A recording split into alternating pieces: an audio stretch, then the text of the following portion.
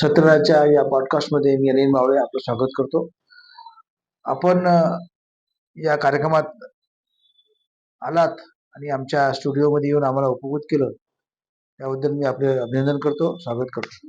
आपलं नाव सांगा. धन्यवाद. तुमचं नाव सांगा. मी मिसेस संजना राम चव्हाण. हं. मी मूळ अकोल्याचीच आहे आणि मला या क्षेत्रामध्ये मॉडेलिंग क्षेत्रामध्ये खूप लहानपणापासूनच आवड होती. बरं. तर 2018 किंवा 19 मध्ये मी एक सौंदर्य सम्राज्ञी म्हणून एक विजया मानमोडे यांनी ऑर्गनाईज केलं होतं. तर त्यांच्या शो मध्ये मी पार्टिसिपेट केलं. तर त्याच्यात 30-40 मिसेस होत्या. तर त्याच्यातून पण मला टायटल हे मिळालं. तर माझी इच्छा मग अजूनच वाढत गेली 2019 मध्ये 19 मध्ये.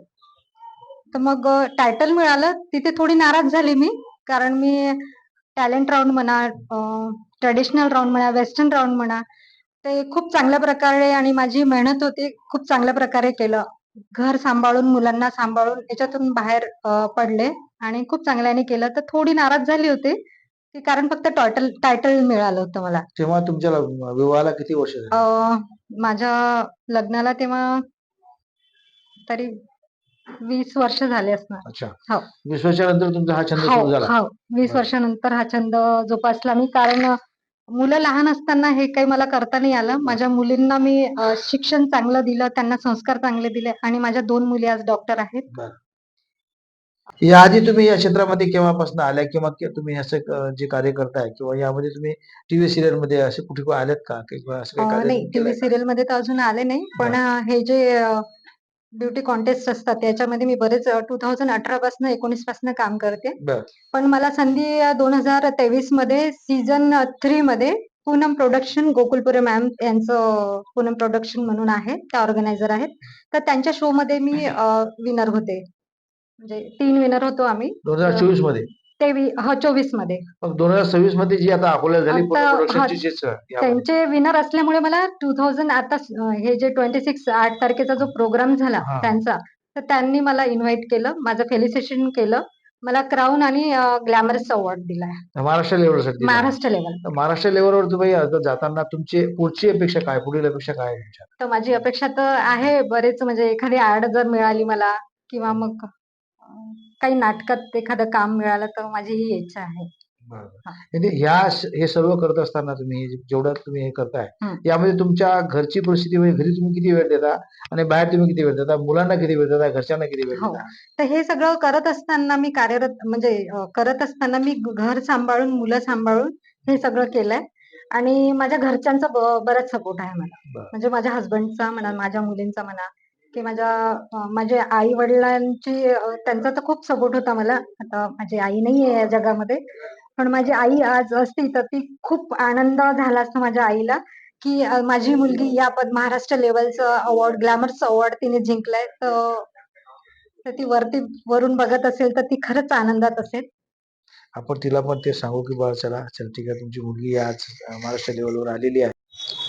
अलीकडच्या या जाहिरातीच्या युगामध्ये हं.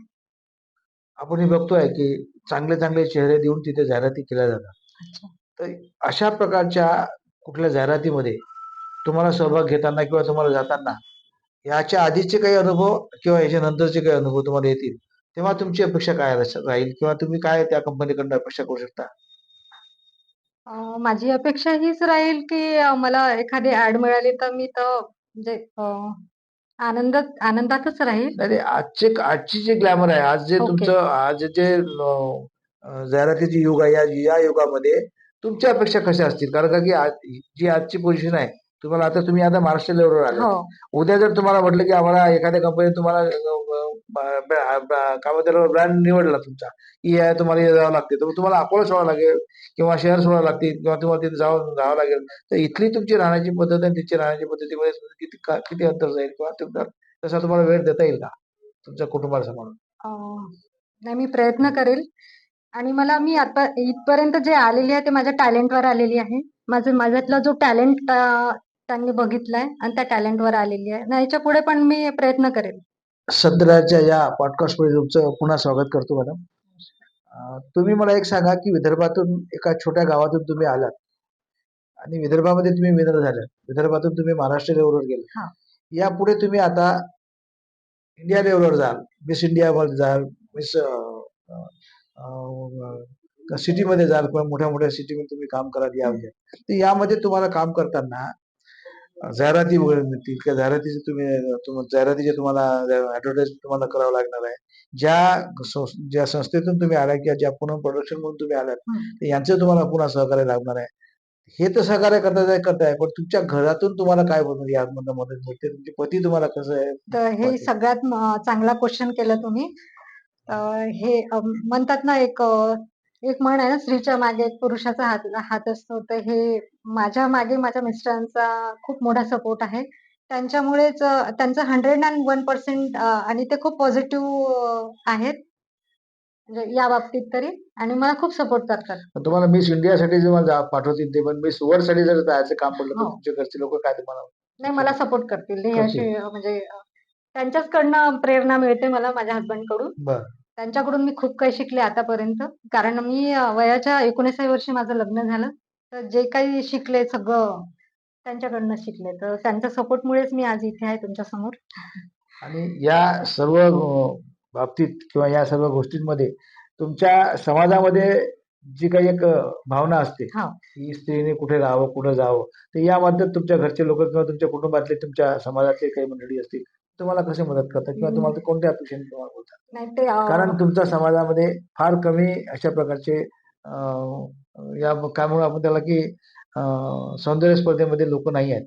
नाही. तुम्ही आज त्यात फर्स्ट नंबरवर सध्या अकोल्यातून आहे किंवा विदर्भातून आहे असं हा. म्हणायला हरकत नाही. आज तुम्ही विदर्भातून महाराष्ट्राच्या लेवलवर गेलात.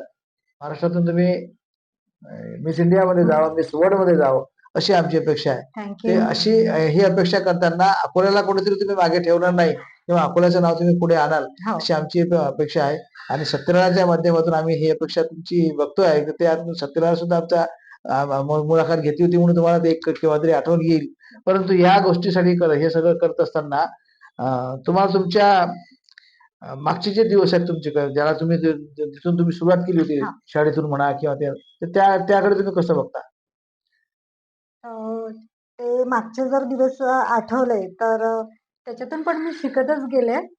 छोटे छोटे ड्रामास म्हणा किंवा नाटक म्हणा कॉलेजमध्ये, शाळेमध्ये. तो जर काळ बघितला तर तो काळ आणि हा काळ याच्यामध्ये खूप जमीन आसमानचा फरक आहे. आता हे म्हणजे त्या काळात तुम्हाला सपोर्ट मिळाला, हो. परंतु आता मिस इंडिया, मिस वर्ल्ड मध्ये जाताना मग इथे तुम्हाला जी माझा फाईट आहे हो. त्या फाईट मध्ये तुम्ही कसं राहाल? हो. तर हे जे फाईट म्हणतात आता मिसेसमध्ये आल्यानंतर फायटर तर असतातच. पण तुम्हाला स्वतःला तुमचा टॅलेंट दाखवायचा असतो आणि पुढे जायचं असते आणि नावं ठेवणारे, टीका करणारे लोक पण असतात या क्षेत्रामध्ये, की मॉडेलिंग करतायत म्हणजे तुम्ही जसं समाजाचं बोललात.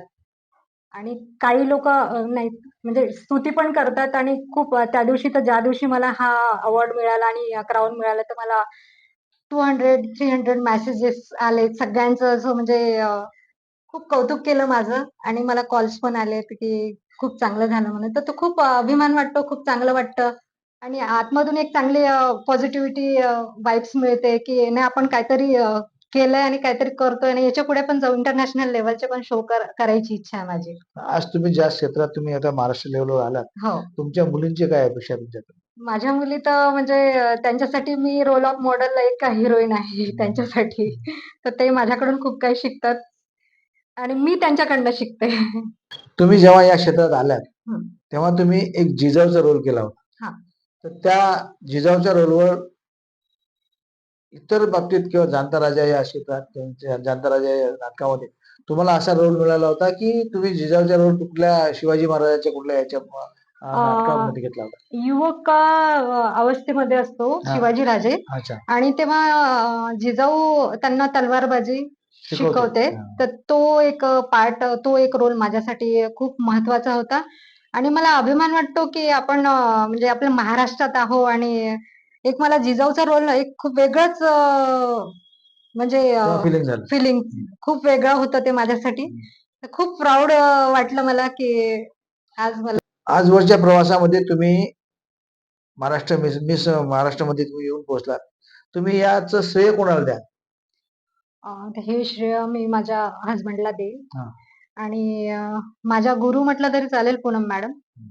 तर त्यांना खूप मोठा big thank you. Special thanks to dear Poonam ma'am for felicitating me by pride of Maharashtra Mrs glamours awards. Thank you Poonam ma'am. मंजिलें उन्हीं को मिलती है, मंजिलें उन्हीं को मिलती है जिनके सपनों में जान होती है. पंख से कुछ नहीं होता, हौसलों से उड़ान होती है. क्या बात आहे, वा वा. धन्यवाद. महाराष्ट्राच्या मिस संजना चव्हाण, तुम्ही इथे आल्यात, आमच्या स्टुडिओला तुम्ही भेट दिली, याबद्दल आपले मी स्वागत करतो, आपले आभार मानतो आणि पुढील वाटचालीसाठी शुभेच्छा देतो. पुढे तुम्ही महाराष्ट्राच्या ऐवजी आता नंतर तुम्ही मिस इंडिया व्हा, मिस वर्ल्ड व्हावं अशी आमची अपेक्षा आहे. थँक्यू. सत्यलढा टीमचे आणि तुमचे खूप खूप धन्यवाद, खूप खूप आभार. जिल्ह्यातील सत्यलढाच्या महत्त्वपूर्ण घडामोडी पाहण्यासाठी आपले Satyaladha YouTube news channel subscribe करा, बेल आयकॉनला क्लिक करा आणि रहा सदैव अपडेट.